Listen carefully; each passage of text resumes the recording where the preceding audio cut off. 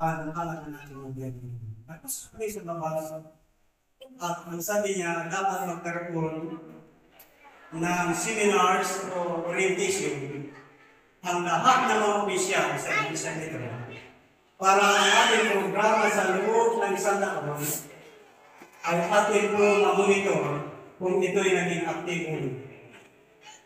Kaya saludo po ako sa ating kapay ng aking pinto boy. Wala rin pa akong sa the rest. Salamat, Brother. Bagaman mayroon po tayo orkesyon, lahat po ng mga bagong opisyal ng ating iglesia, sa darating po ng January 19, mayroon po orientation tayo doon sa Manila Center sa anong ba nag-gawin ng person? Theology. At alam niyo ba, itong year na susunod ay ang ating pastor sa Maligaya ay naging dalawa na. Unang nag-graduate si Pastor Anas, Gitor, siya po nag-graduate. Mayroon na tayong napipintong tatlong pastor sa ating Maligaya sa pala si Brother Christian Flores ay malapit na yung mag-graduate. Ang ating kapatid nito ay pinasalamatan sapagkat hindi sa pagbago. Hindi lamang po sa pagtutor, bagay sa bus preaching. Ang ating kapatid na ating leader ay walang kapaguran. At ang inig ko din ay naging kamahagi sa bus preaching. Purihin ang Diyos sa ating leader. Ang pangatlo, alam yung mga kapatid. Natutuwa talaga ako sa ating leader. Ang ating leader, nandito sila sa ating. Kasi hindi man natin na-appreciate yung kanilang mga nagawa. Itong 2024, pasalamatan ko sila din. Hindi nyo ba alam, mga kapatid, ang ating iglesia, mga kapatid, ay may mabuting leader na nag-isip na magkaroon tayo ng grievance committee. At ang grievance committee, ano po ang ibig sabihin ng ano po ang nakapaloob niyan? At sino ang committee niyan? Yan po ay binubuo ng lahat ng mga leader, kasama po ang ating mga pastor. Kaya lahat yung mga speciality at mga problema. At kung yung mga pamilya din na problema, gusto nyo nga lumapit sa ating grievance committee. Hindi na tayo pupunta di na dapat kayo tumawag sa area para mayroon kayong takbuhan sa panahon na kayong mga problema sa lahat ng iyong mga tamuhan.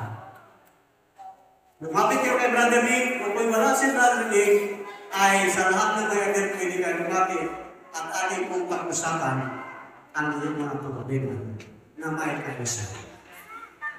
Kaya napakabuti ang Panginoon sa ating mundo na yan. Purihin ang Diyos sa ating pong kapatid. At ang pangatlo, ang pang-apat, ang ating tutukoy, yung ating kapatid, hindi lang po siya mga kapatid, aktibo sa ating iglesia. Pag dito sa mga wiring, ay maasahan din natin at lalo higit sa music, pagbatid. Hindi rin matatawaran ang kanilang pinagkaroon ng Panginoon sa ating kapatid. Wala rin ba? Kundi si Brother Nicolas. Yan po ang iyong mga leader. At siyempre ako rin. Akin rin ang pasalamatan ng ating kapatid. Sa pamagitan ng aktibo ng iyong lingkod na umatin sa lahat ng mga seminar, sa lahat ng panawagan ng mga meeting, sa ating congress, pagin sa ating area, ay active ng ating pamahilig para ang lahat na mga pagbabago doon sa ating congress ay nahatid sa ating iglesia. At kung higit nating malaman ng ibang pagbabago, ay mayroon pang isang magandang balita. Kung mayroon pagpapalang doon, ay makarating din. Patay sa iba pang mga ilusinting tao, ang buhay ni San Pablo isang palaging paalala na kakaunti lamang. Kung mayroon man sa atin ang may perfectong nakaraan, lahat tayo ay nagtitiwan sa ating ginagalaan landas sa nakaraan ay magkahalo ang mabuti at masama at tayong lahat matuto sa mga bagay na nakalipas. At tayong lahat mga kapatid, kung ating titingnan, baka wala pa kayo sa kalibingan na gawa yung masama sa ginawa ni Paul.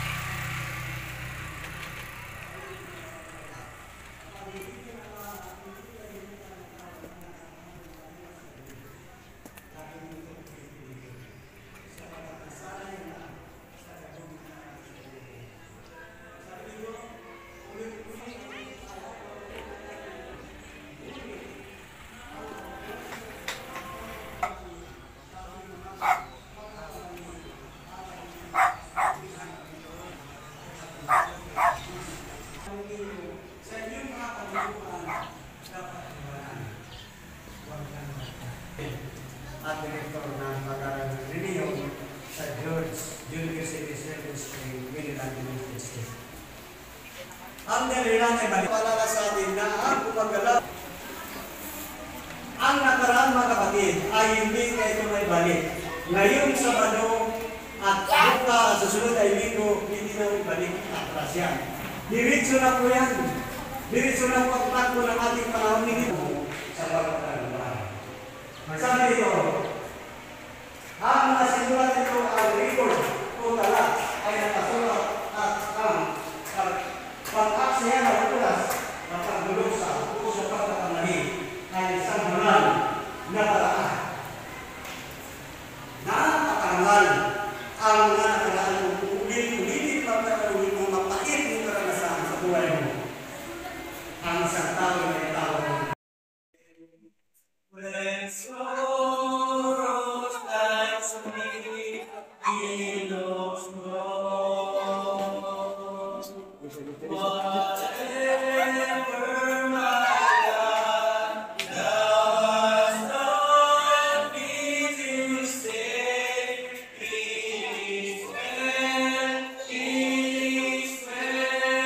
with my soul. It's well with my soul.